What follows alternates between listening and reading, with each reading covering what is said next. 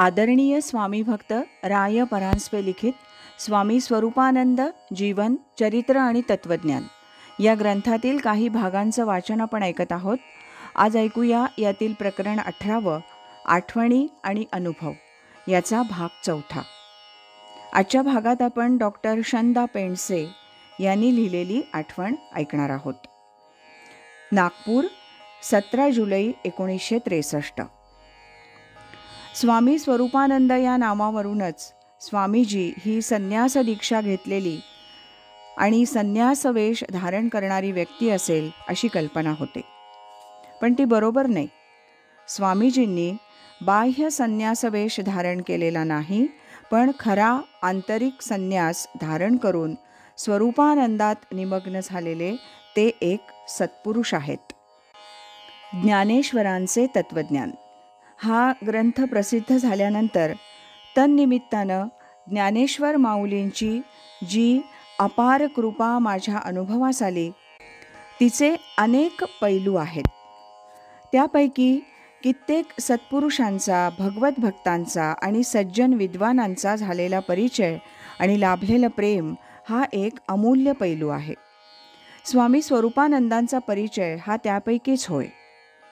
ज्ञानेश्वरांचे तत्वज्ञान हा ग्रंथ प्रसिद्ध झाला 1941 साली. त्यातील ज्ञानेश्वरांच्या तत्वज्ञानाकडे पाहण्याचा दृष्टिकोन स्वामीजींच्या अनुभवांशी तंतोतंत 100% जुळल्यामुळे त्यांच्यात आणि माझ्यात ज्ञानेश्वर विषयक जो संवाद उत्पन्न झाला तो तेव्हापासून आतापर्यंत मनोमन अखंड चालू आहे. नागपूर आणि रत्नागिरी जवळचं पावस यात फार अंतर आहे. तथापि या संवादामुळं 1959 आणि 1962 साली तिथं जाऊन स्वामीजींना मी प्रत्यक्ष भेटलो आणि या भेटीमुळे आम्हा दोघांनाही फार आनंद झाला. श्री सद्गुरू गणेशनाथ या नाथ संप्रदायी सत्पुरुषाकडून स्वामीजींना 1922 साली अनुग्रह मिळाला. तेव्हापासून त्यांच्या जीवनाला कलाटणी मिळाली.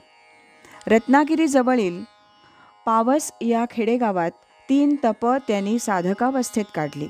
शंकराचार्य, ज्ञानेश्वर, रामकृष्ण, विवेकानंद आणि सद्गुरू गणेशनाथ ही त्यांची भक्तिस्थानं आहेत. 3 तपांची त्यांची साधना सुफलित झाली असून सद्गुरूंचा प्रसाद त्यांना प्राप्त झाला आहे. त्यामुळं गेल्या कित्येक वर्षात त्यांनी श्रीमद भावार्थ गीता, अभंग ज्ञानेश्वरी, संजीवनी गाथा, अमृतधारा, चांगदेव पासष्टी आणि अभंग अमृतानुभव असे काही स्वतंत्र आणि काही अनुवादात्मक असे पद्यबद्ध आणि प्रसादपूर्ण वाङ्मय निर्माण केलं आहे. नाथ संप्रदायाप्रमाणे स्वामीजींची त्यांच्या सद्गुरूंवर अपार निष्ठा आहे. एका पत्रात ते लिहितात, श्री सद्गुरू कृपेनं श्री ज्ञानदेवांच्या तत्वज्ञानाचं जे काही आकलन झालं आहे आणि त्यांच्या उपदेशानं जीवनात जो काही आगळा आनंद निर्माण झाला आहे तोच श्रीमद भावार्थ गीतेच्या, श्रीमद संजीवनी गाथेच्या, श्रीमद अभंग ज्ञानेश्वरीच्या रूपानं शब्दात अवतीर्ण झाला आहे, होत आहे.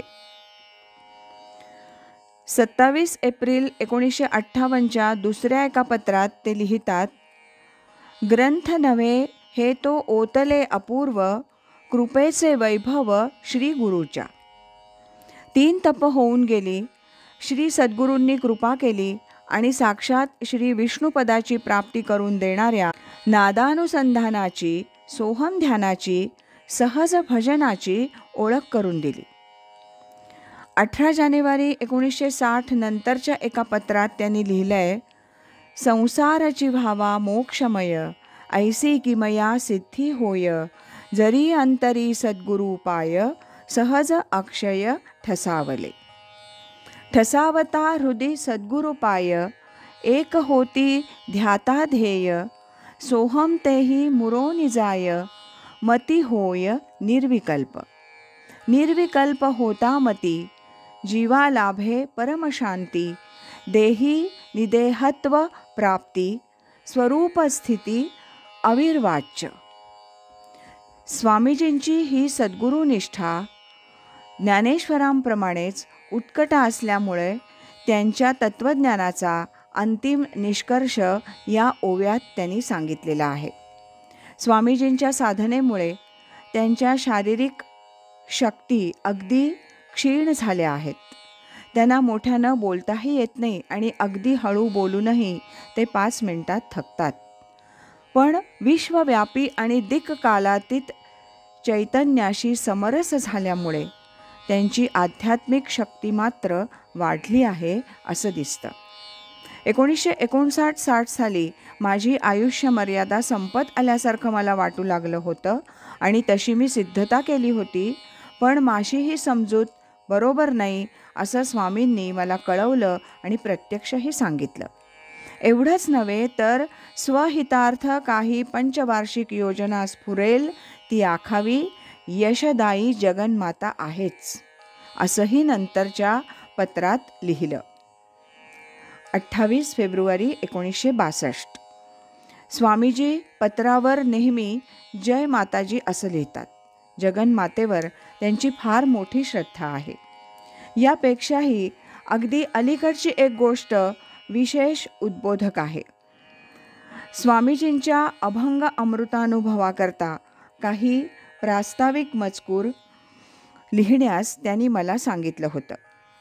त्याला कालमर्यादाही घातली नव्हती. अभंग अमृतानुभव छापून तयार होता, पण प्रास्ताविक मजकूर जेव्हा मिळेल तेव्हाच तो प्रसिद्ध करण्याचं त्यांनी ठरवलेलं दिसलं. मला बरेच दिवस वेळ मिळाला नाही.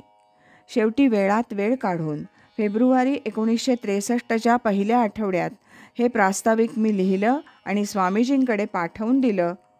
त्यांची प्रकृती ठीक नव्हती तरी त्यांनी हा मजकूर थोडा थोडा अनेक वेळेला श्री बाम परांजपे यांच्याकडून वाचून घेतला. त्यानंतर ते जे म्हणाले ते त्यांच्याच शब्दात श्री परांजपे यांनी मला कळवलं. ते म्हणाले, फेब्रुवारीच्या प्रारंभी 2-3 दिवस मला दादांचा जणू ध्यासच लागला होता. दादांची सारखी आठवण होत होती. त्यातच एका पहाटेस मनी वसे ते स्वप्नी दिसे म्हणतात त्याप्रमाणे दादांचं दर्शनही घडलं. सुमारे 3-3.5 वर्षांपूर्वी त्यांचं असंच एकदा दर्शन घडलं होतं. त्यावेळी ते शिलातलावर बसले असून त्यांनी शुभ्र वस्त्र परिधान केलं होतं आणि ईशचिंतनात गढून गेले होते असं दिसलं. यावेळी ते आपल्या देवघरात पाटावर बसून लोकरीची शाल पांघरून देवपूजेत गढून गेले आहेत असं पाहिलं. जवळच त्यांचे एक स्नेहीही उभे होते. आता दादांचा वाढदिवस जवळ आला हा विचार मनात घोळत होता. त्यावेळी सद्गुरू कृपेनं सहज सुचलेला पद्यात्मक मजकूर लिहून ठेवलाय. फेब्रुवारीच्या प्रारंभीच योग असा जमून आला की ह्याच सुमारास प्रास्ताविक लिखाण दादांकडून लिहिलं जात असावं. ते दुसऱ्या आठवड्याच्या प्रारंभीच माझ्या हाती आलं. स्वामीजींना स्वप्नात दिसलेल्या दोन्ही वेळच्या घटना अगदी खऱ्या आहेत. कित्येकांना तो केवळ सहज जमलेला योगायोग वाटेल, पण दिशा आणि काल यांचे प्रतिबंध बाजूला सारून होणारं हे दूरदर्शन व्यापक चैतन्याशी समरस झालेल्या सत्पुरुषांनाच शक्य आहे असं मला निश्चित वाटतं. आज इथेच थांबूया. उद्याच्या भागात आपण श्रीयुत मो. दी. जोशी, संपादक नवकोकण रत्नागिरी यांनी लिहिलेल्या आठवणीचं वाचन ऐकणार आहोत. श्रीमत सच्चिदानंद सद्गुरू श्री स्वामी स्वरूपानंद महाराज की जय. हरिओम तत्सत.